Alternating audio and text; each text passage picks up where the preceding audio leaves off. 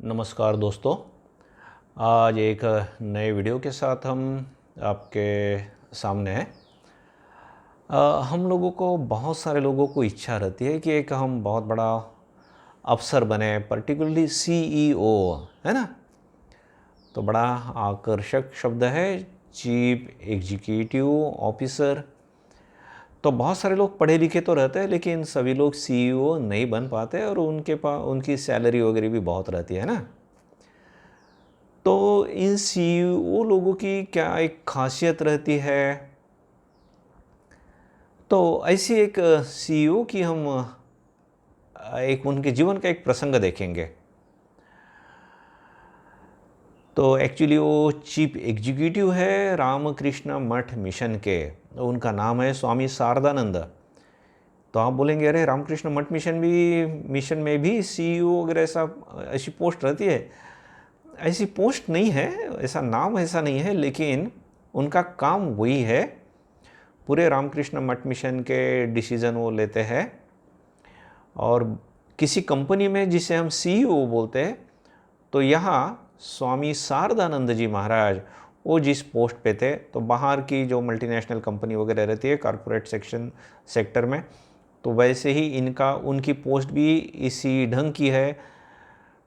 तो chief executive ही है वो रामकृष्ण मिशन के रादर थे। तो उनके जीवन का एक प्रसंग हम देखते हैं तो हमें भी कुछ प्रेरणा मिलती है, माने हमारे लौकिक जीवन में भी और आध्यात्मिक जीवन में भी।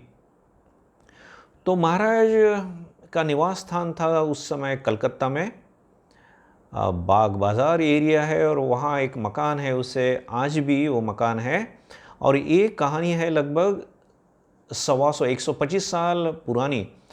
और शारदानंद जी महाराज जो है स्वामी विवेकानंद के गुरु बंधु है, और उस समय के मेडिकल के छात्र थे वे, लक्ष्य याद रखिए, और बहुत बुद्धिमान है।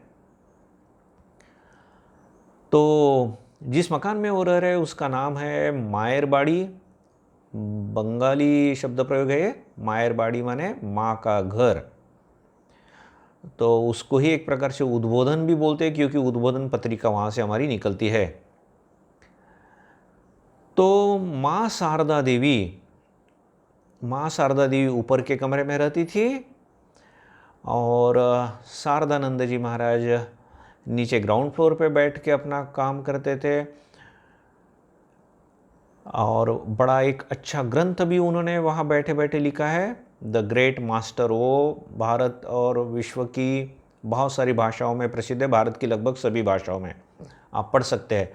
और महाराज की जीवनी भी आप पढ़ सकते हैं, उससे बहुत अधिक प्रेरणा हमको मिलेगी कि सचमुच में हम कैसे एक महान व्यक्ति बन सकते हैं। तो खैर, दोपहर का समय है और एक व्यक्ति माँ शारदा को मिलने के लिए ऊपर जाने लगे। तो महाराज बोलते कि अरे आप अभी ऊपर मत जाइए, माँ अभी दोपहर में बाहर से आई है, थक गई होंगी और धूप भी है, तो महाराज को अभी ज़रा विश्राम लेने दीजिए। तो भक्त भी तो धूप से आया था, तो उसका दिमाग थोड़ा सा गर्म था। तो महाराज को बोल देते हैं, तो बोले, माँ क्या सिर्फ आपकी माँ है क्या? आप सन्यासियों की माँ है, हमारी नहीं है क्या? अब महाराज का दिमाग ना पूरे रामकृष्ण मठ मिशन में शांत दिमाग के लिए बिल्कुल चील्ड, वो प्रसिद्ध थे महाराज। तो बोला ना, एक सीईओ में ये गुण चाहिए ही चाहिए। अब देखते हैं आगे इस प्रसंग को। तो ऐसा बोल के महाराज को धक्का दे देता है वो। महाराज तब जनरल सेक्रेटरी थे रामकृष्ण मठ मिशन के, चीफ एग्जीक्यूटिव, और महाराज को धक्का दे के जीने से ऊपर चला गया। अब देखिए, अब हम वहाँ रहते तो क्या करते, फट से उसके पीछे जाते, उसका कॉलर पकड़ के उसको नीचे खींचते। लेकिन महाराज शांति से वहीं खड़े हैं। और वो आदमी ऊपर जाता है, माँ शारदा को प्रणाम करता है, तो माँ उसे आशीर्वाद भी देती है, और वो बोलता है कि माँ मेरे से एक गलती हुई।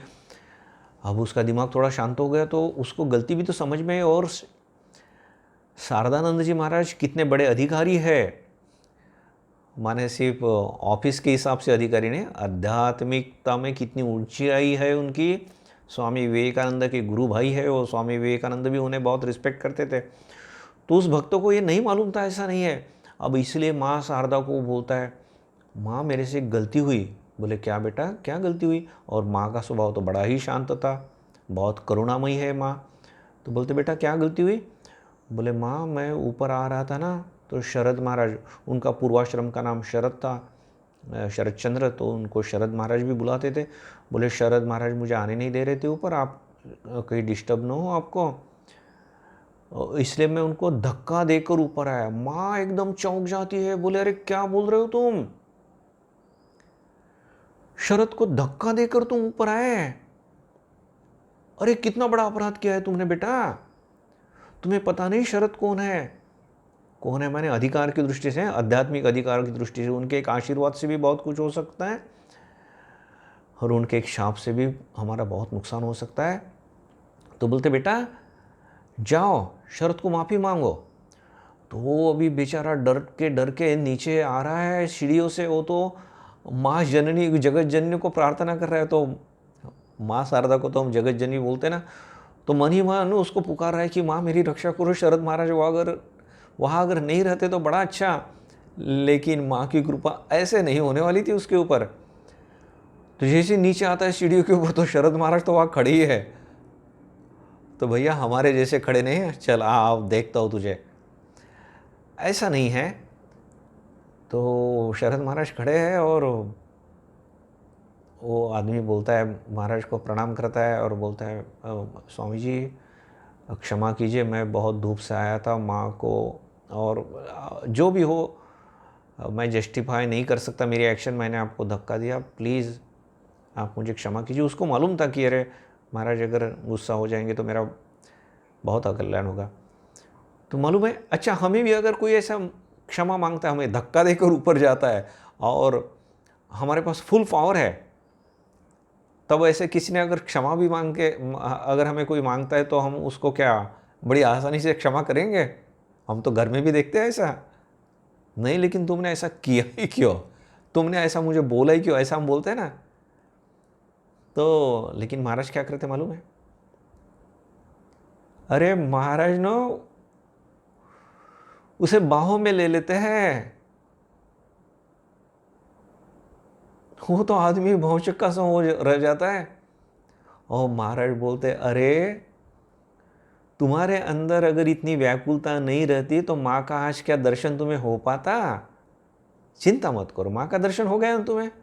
वो आदमी देखते ही रहता है, अरे मैंने इतना बड़ा महाराज का अपमान किया है, अपराध किया है, महाराज डांट नहीं रहे, उल्टा मेरी प्रशंसा कर रहे हैं कि अरे तुम्हारी व्याकुलता की वजह से तुम्हें माँ का दर्शन हुआ है। अब देखिए इसमें दो बातें तो महाराज की मुझे बड़ी अच्छी लग रही है। एक तो हिमालय जैसा उनका शांत स्वभाव, उन्हें कोई डिस्टर्ब नहीं कर सकता है ना, मुझ में ये शक्ति चाहिए। अब इसको ही हम इमोशनल स्टेबिलिटी बोलते हैं। हमारी स्टेबिलिटी लेवल इतनी ऊंची रहनी चाहिए कि कोई हमें डिस्टर्ब ना कर पाए। ये एक बात महाराज के जीवन में, और महाराज के जीवन के कितने सारे प्रसंग हम देख सकते हैं, उनकी जीवनी भी है, उसमें देख पाते हैं कि हम महाराज का जीवन सचमुच में ऐसे बहुत ही ठंडा था। ओके, अब दूसरी बात, महाराज का पॉजिटिव एटीट्यूड देखिए। इतना बड़ा हंगामा हो गया, इतनी बड़ी घटना हो गई, उसमें भी महाराज पॉजिटिव देख रहे हैं कि अरे अगर तुम्हें इतनी व्याकुलता नहीं होती तो माँ का दर्शन क्या तुम्हें हो पाता? तो उसमें भी महाराज पॉजिटिव देख रहे हैं। तो जैसे उनको बोला, और इसी कारण देखिए महाराज वहाँ जहाँ बैठते थे ना, वहाँ बहुत शोरगुल रहता था, बहुत काम रहता था, और पूरे रामकृष्ण मठ मिशन के एग्जीक्यूटिव चीफ थे वो। और फिर भी पूरे विश्व में प्रसिद्ध ऐसा ग्रंथ वो लिख पाए, द ग्रेट मास्टर। उसका बहुत सारी भाषाओं में, भारत की लगभग सभी भाषाओं में उसका भाषांतर है। आध्यात्मिक जीवन में बड़ा ही प्रसिद्ध ग्रंथ है, श्री रामकृष्ण के ऊपर उन्होंने लिखा है। तो इतना सब कुछ कर पाए, तो अभी दोस्तों हमें भी ये समझ में तो आ जाएगा कि सचमुच में हमें बहुत कुछ काम करना है ना, तो हमारा दिमाग इतना शांत रहना चाहिए, और हमने निगेटिव परिस्थिति में भी पॉजिटिव कैसा देखना है ये हमें आदत लगानी चाहिए। तभी हमसे बड़े बड़े काम हो सकेंगे। तो सचमुच में आपको द ग्रेट मास्टर पढ़ना है तो पढ़िए, और महाराज की जीवनी भी आप पढ़ सकते हैं, उनकी जीवनी भी उपलब्ध है। तो दोस्तों, अगर ये वीडियो आपको पसंद आया तो दूसरों के साथ शेयर करें, सब्सक्राइब करें, जिससे आपके पास नए नए वीडियो आते रहे। फिर मिलेंगे हम नए वीडियो के साथ। मैं आप सब लोगों के लिए बहुत बहुत प्रार्थना करता हूँ। धन्यवाद।